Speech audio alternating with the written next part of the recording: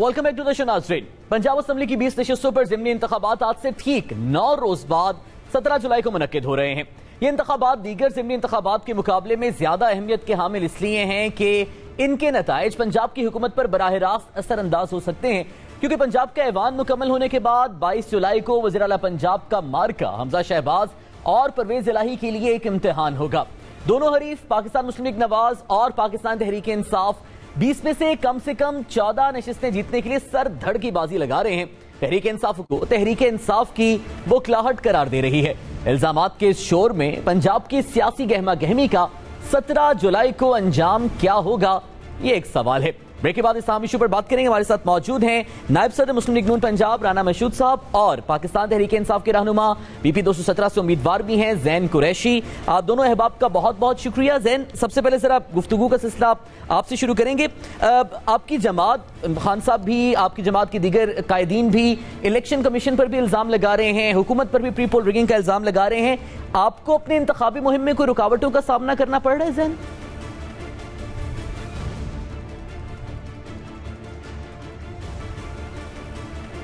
ज़ैन, आपकी आवाज मुझे नहीं आ रही, आपसे हम बात करेंगे। राना साहब, आप जाहिर अब इंतखाबी मुहिम को सुपरवाइज भी कर रहे हैं, हल्कों में भी जा रहे हैं, क्या सूरत हाल देख रहे हैं अवामी रुझान की आप हल्कों में? आप जाहिर अब इंतखाबी मुहिम को सुपरवाइज भी कर रहे हैं, हल्कों में भी जा रहे हैं, क्या सूरत हाल देख रहे हैं अवामी रुझान की आप हल्कों में? बिस्मिल्लाहिर्रहमानिर्रहीम। देखें, मैं मुख्तलिफ हल्कों में जा रहा हूँ और आज मैं लिया में बैठा हुआ हूँ और मैं तो जहां पर गया हूं मैंने एक ही चीज देखी है। अवाम ने जो महंगाई पीटीआई ने अपने दौरे हुकूमत में की, जो आईएमएफ के साथ मुआहदा किया, जिसकी वजह से आज पूरी पाकिस्तानी कौम को खमियाजा भुगतना पड़ रहा है। अवाम का जोश इनसे इंतकाम लेने का है। जो करप्शन की दास्तानें सामने आई, यकीन माने हल्कों के अंदर जिस तरह पाकिस्तान की तारीख की मैं बदतरीन करप्शन की दास्तानें ज़द-ए-आम सुनने में आ रही हैं। लोगों को जिस तरह तंग किया गया, लोगों के वसाइल को जिस तरह लूटा गया और जो उनका बुनियादी हक उनको देने के लिए जिस तरह उनसे लूट खसूट की गई, तो एक अवाम के अंदर एक जोश और जज्बा मौजूद है। और उसके बाद जो झूठ बोला गया अमेरिका की गुलामी का, जो झूठ बोला गया, जो अमेरिकी टच, गद्दारी टच, इस्लामिक टच, तो आज अवाम इनको फाइनल टच देने को तैयार है। और ये टच ऐसा टच होगा जो मुख्तलिफ अवामी सर्वेज हैं उनके मुताबिक तो बड़ा कड़ा मुकाबला है आप दोनों जमातों के दरमियान और कहीं ना कहीं फायदा जो है वो पीटीआई को हो रहा है अवामी सर्वेज में। आप कह रहे हैं कि अवाम ज्यादातर आपके बयानिए के साथ है?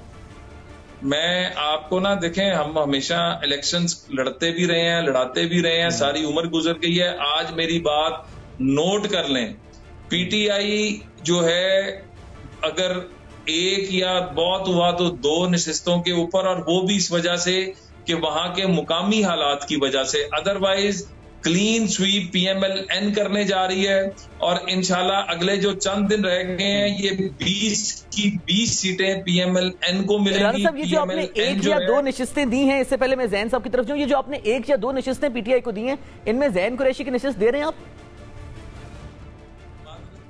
इनको तो जब पीटीआई का पूरा एक जोर था उस वक्त नशिस्त नहीं मिली थी, तो से मिलेगी जब पीटीआई का पूरा आपकी तरफ जरा आएंगे। पहले तो जरा राना साहब के जो उन्होंने प्रिडिक्शन की है कि आपको तो सिर्फ 1 या 2 सीटें मिलेंगी, आपको नहीं दे रहे वो नशिस्त, इस पर भी अपना कमेंट कीजिएगा और ये भी बताइएगा कि कितनी रुकावटों का सामना करना पड़े आपको इंतखाबी मुहिम चलाने में। बिस्मिल्लाहिर्रहमानिर्रहीम साहब, सबसे पहले तो आपका शुक्रिया अदा करूंगा। मैं माजरत के साथ राना साहब की गुफ्तगू नहीं सुन सका due to some technical issues, लेकिन मैंने आखिरी जो बात इनकी सुनी है वो कह रहे हैं क्लीन स्वीप है।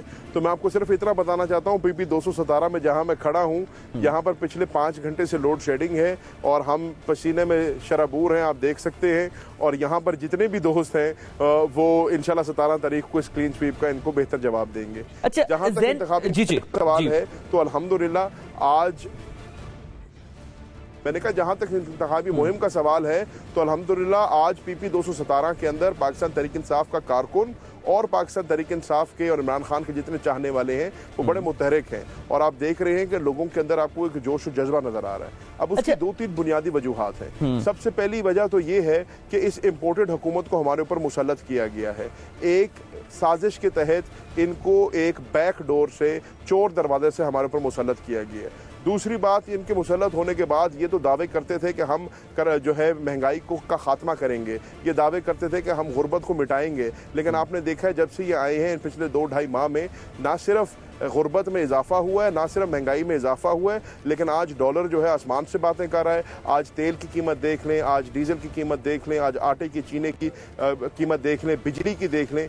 आपने 8-8.5 रुपए पहले रेट बढ़ाया, 7 रुपए 80 रुपए फिर बढ़ाया और बिजली का नामो निशान वो तो स्टैट्स हम सबके सामने और अवाम एक्सपीरियंस भी ये सारी सूरत हाल कर रही है। सब जरा ये बताइएगा कि 2018 में जो सवाल एक आपकी नशिस्त पे खास तौर पे 217 पे किया जाता है कि 2018 में जब बज़ाहिर पीटीआई के लिए आपकी इंतखाबी मुहिम बहुत जोरों पर थी और सियासी फजा भी आपके हक में थी, तब भी ये नशिस्त आपके वालिद साहब नहीं निकाल सके थे। अभी कितना टफ होगा आपके लिए ये नशिस्त जीतना? देखिए, जहाँ तक तो 2018 की बात है, इस पर मखदूम साहब ने बड़े खुल के बात की, इसलिए मैं भी बात कर सकता हूँ। हमने 2018 में भी ये नशिस्त जीती थी। हम इंजीनियरिंग की वजह से ये सीट हारे थे। मैं एक मंतकी सी बात है, मैं आपको बता देता हूँ कि 14 यूनियन काउंसिलों पर मुश्तमिल ये सीट है।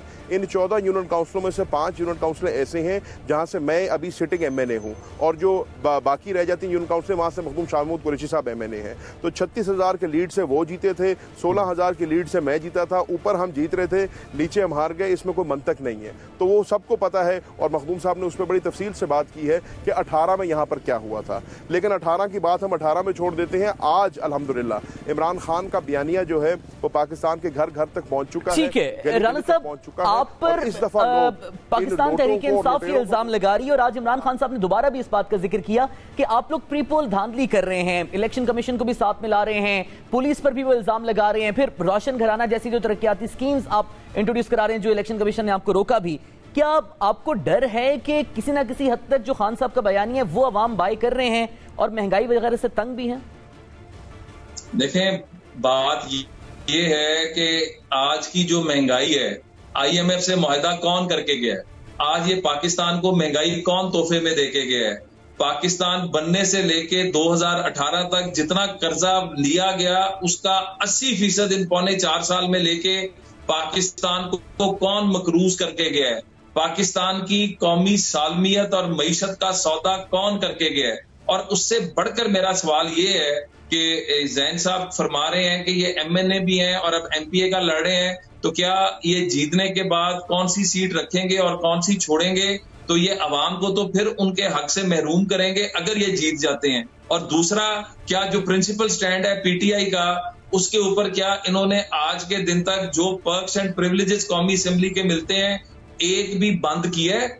आज भी तनख्वाह इनको मिल रही है, आज भी सारे पर्क्स इनके पास हैं। तो पाकिस्तान की अवाम अब इस तरह की चीजों में नहीं आने वाली और पाकिस्तान की अवाम को इमरान खान साहब के बारे में वो जो पिंकी पीरनी साहिबा की जो एक ऑडियो आई जिसके अंदर वो फराह गोगी को बचाने के लिए अमरीकी साजिश को मजीद तेज करके कहने का कह रहे हैं, तो ये तो अपने मुफाद के लिए ये वो जमात है जो मुल्की मुफाद का सौदा करती आई है।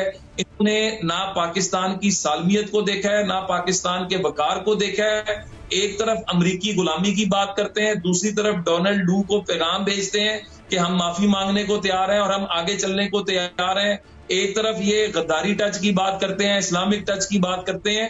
तो मैं ये समझता हूं कि अब इनके जो ये जितने झूठ थे वो सारे अवाम के सामने आ चुके हैं और जो IMF के साथ इन्होंने अमलन स्टेट बैंक को उसकी अमलदारी में दे दिया था कौमी असेंबली के अंदर बिल मंजूर करा के, हम इंशाल्लाह ताला वर्क कर रहे हैं। हम IMF अगर वो एग्रीमेंट ना हो तो कौम दिवालिया होती है, पाकिस्तान दिवालियापन की तरफ जाता है। आज हमने वक्ती मुझे सिर्फ आपने भी अपनी गुफ्तगू में उसूली जो बात की है जैन कुरैशी साहब की तरफ भी कि अगर ये असेंबलियां, जैन साहब इस बात का जवाब आपसे भी जानना चाहेंगे कि तनकीद तो आप पर ये हो रही है कि अगर ये असेंबलियां आपके मुताबिक साजिश के नतीजे में आई हैं तो आप लोगों ने मुस्ताफी होने का भी उसूली फैसला किया, तो क्या अभी भी आप मुराद MNA की और तनख्वाह ले रहे हैं ये भी एक बताइएगा, और ये भी बताइएगा कि खान साहब ने ये कहा था कि, और आपकी पार्टी का बयानिया भी है कि मुनहरिफ अरकान अपने हलकों में नहीं निकल सकेंगे, अवाम इतनी नफरत करती है। सलमान नईम तो अपनी कैंपेन चला रहे हैं वहां पर जोरों शोर से। पहली बात तो मैं राणा साहब की बात, इन्होंने खुद ही अपनी पूरी बात को नेगेट कर दिया अपने आखिरी जुमले में कह के कि अगर ये IMF के पास ना जाते तो दिवालिया हो जाता। अगर ये हमारे से इतने अच्छे थे, अगर ये इतने तजर्बाकार थे, अगर इनके पास इतनी बड़ी टीम थी तो ये IMF से कोई बेटर डील नेगोशिएट कर लेते।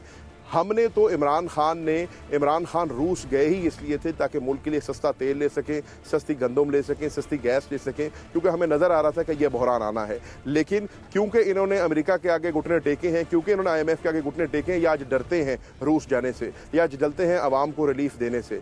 जहां तक बात है मराद की, इन्होंने बात की, तो मैं राणा साहब की इतला के लिए बता दूं कि पहली बात तो मैं कोई हुकूमत से मराद नहीं ले रहा, और जैसे राणा साहब के इल्म में है मैं पार्लियामेंट्री सेक्रेटरी था फाइनेंस का, और मेरी तनख्वाह जो है वो मिनिस्ट्री ऑफ पार्लियामेंट्री अफेयर्स से आया करती थी।